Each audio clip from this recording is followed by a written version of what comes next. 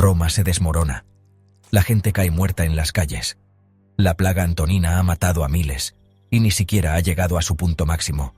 En medio de este caos, el emperador Marco Aurelio no puede huir, no puede descansar. Debe liderar con sabiduría o perder su imperio. Pero ¿cómo mantiene la calma cuando todo a su alrededor se está desmoronando? La respuesta está en el estoicismo. Roma, 165 después de Cristo. Una ciudad de prosperidad, estatuas, templos, mercados bulliciosos. Marco Aurelio lo tenía todo: poder, riqueza, respeto. Gobernaba el imperio más grande del mundo, pero la historia nos muestra una y otra vez que ninguna gloria dura para siempre. Entonces llegó la plaga. Los soldados que regresaban de la campaña trajeron consigo una enfermedad devastadora.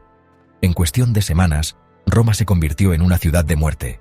Los médicos no tenían cura, los sacerdotes afirmaban que era un castigo divino, y la gente buscaba respuestas en su emperador.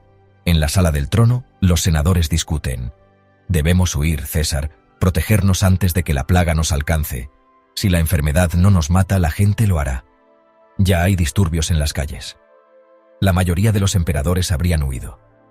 Pero Marco Aurelio tenía una mentalidad diferente.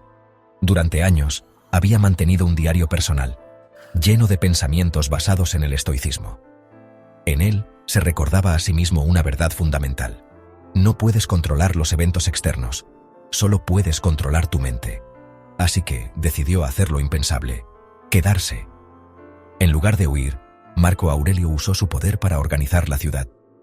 Ordenó la quema de los cuerpos infectados para evitar más contagios.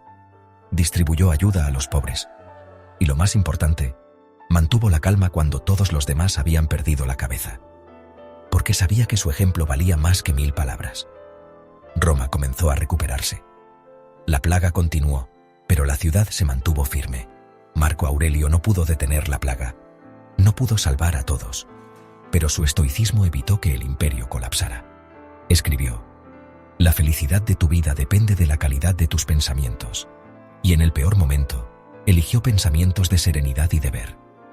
Hoy, más de 1800 años después, su historia sigue viva. Su legado no es solo el de un emperador, sino el de un estoico que enfrentó la muerte sin miedo. Pero Marco Aurelio no fue el único que enfrentó la adversidad con estoicismo.